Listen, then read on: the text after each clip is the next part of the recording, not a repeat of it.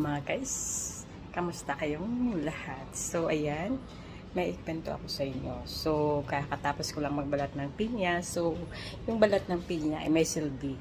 So pwede natin gawing tea di pinya o pinya water, tubig ng pinya. So ayan, hinugasan ko yung balat at saka yung mga natanggal kong sa gitna ng pinya. So nilaga ko.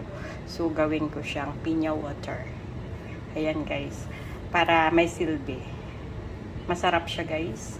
Gawin siyang pinya water o gawin nyo siyang tea para may silbi yung balat. So ayan, yan yung aking tips sa inyo. Huwag nyo itapan yung balat ng pinya. So pwedeng gawing pineapple water. So ayan guys, suit nyo. So ayan yung ginagawa ko dito. So kasi maganda rin to sa